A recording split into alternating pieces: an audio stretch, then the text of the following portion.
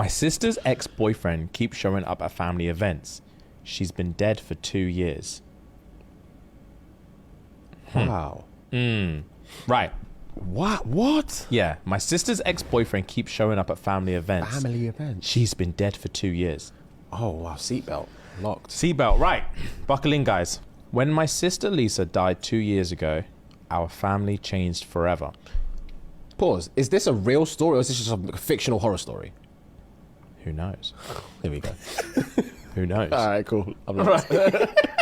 I'm locked. When my sister Lisa died 2 years ago, our family changed forever. We weren't perfect before. Who is? But Lisa's death fractured us. My dad barely speaks anymore. My mum busies herself with every charity event she can find. And I've been stuck, angry, looking for someone to blame. Lisa was the glue that held us together. She was warm, outgoing, always laughing. The kind of person people gravitate to. She loved hiking, photography, and the outdoors. Her death, officially ruled an accident, was almost poetic. She had slipped while hiking and fell into a ravine. At least that's what the police report said. But if that's true, why does it feel like her ghost has never left? Lisa's ex-boyfriend Matt was never part of our family. He and Lisa dated for about a year before she broke it off.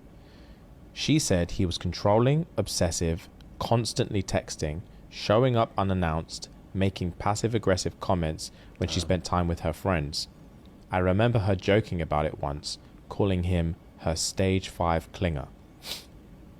But it wasn't funny, not really. After the breakup, Matt didn't take it well. He kept texting her, leaving voicemails, even sending her flowers at work. She brushed it off and said he'd get bored eventually. I thought she was right, until her funeral. Matt didn't come to the service, thank God, but a week later, he showed up on our doorstep. It was a rainy Thursday. My mum opened the door and there he was, holding a bouquet of lilies, which was Lisa's favorite. He said, "I just want to pay my respects." His voice was soft, his head tilted like he was trying to look vulnerable. My mum, who has never been good at saying no, let him in. Matt sat on our couch talking about Lisa as if he knew her better than we did. He described her laugh, her smile, the way she always ordered pancakes with extra syrup. My dad stayed silent, his jaw tight. When Matt finally left, I asked my mum why she let him in. "He's grieving too," she said. But I couldn't shake the feeling that Matt wasn't grieving. He was lurking. Over the next few months, Matt kept appearing. He showed up at family barbecues, holiday dinners, even my dad's birthday party. Holiday dinner. Fam? Even my dad's birthday party. Always uninvited, always with some excuse. "Your mum said it was okay," he'd claim, or "I thought Lisa would have wanted me here."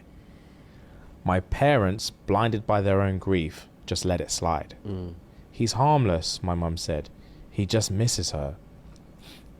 But it weren't harmless, not when he started asking questions. Last Christmas, Matt cornered me in the kitchen.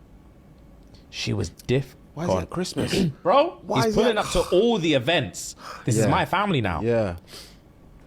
"She was different with me, you know," he said, leaning against the counter. I stiffened. What's that supposed to mean? He smiled, that thin, unsettling smile I'd seen so many times. "She told me things she wouldn't tell anyone else." I asked him, like what? His smile widened, like how she wasn't scared to die. That night, I went through Lisa's journals. She was the type to write everything down. Her thoughts, her plans, even little grocery lists. Most of it was normal Lisa stuff, song lyrics, doodles, random observations. But then I found the entry. It said, "I think Matt's been following me. He won't stop texting, keep saying he knows something I don't. I'm starting to feel like I can't shake him." I showed it to my mum. expecting her to finally see reason, but she waved it off. Lisa was dramatic. Lisa was dramatic sometimes, she said. I'm sure it's nothing. A few days later, I saw Matt's car parked down the street. It wasn't the first time I'd noticed it before, idling near the corner, but I convinced myself it was a coincidence. This time, though, I knew. He wasn't watching our family, he was watching me. Last week was my dad's birthday. Matt showed up, holding a gift he claimed Lisa would have bought, a coffee table book about hiking trails. I just couldn't take it anymore, so I confronted him outside, away from my parents. I said, "What the hell are you doing here?" His smile didn't falter. "Paying my respects," he said. "Lisa broke up with you. She wanted nothing to do with you. Why can't you let her go?" His eyes darkened. "She told you that?" "Yes," I said. He took a step closer, his voice dropping to a whisper. "She told me a lot of things too. Things she didn't tell anyone else." Then he said something I'll never forget. "I was there, you know, on the trail. I felt like the air had been sucked out of my lungs." "What?" He smiled again, a cold, empty thing.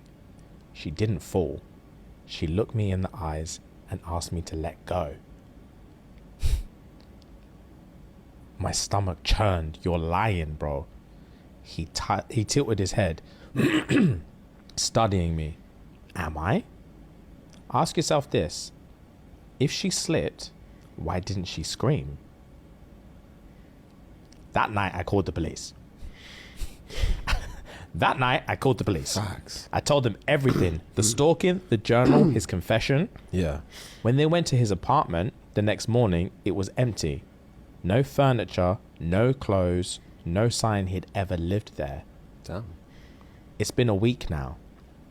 I haven't told my parents what he said. I don't even know if they believe me. Every night, I double check the locks. Every night, I sit in my bed, clutching my phone, too scared to sleep.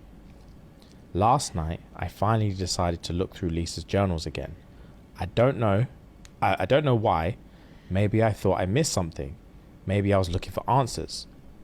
But this time, there was something new.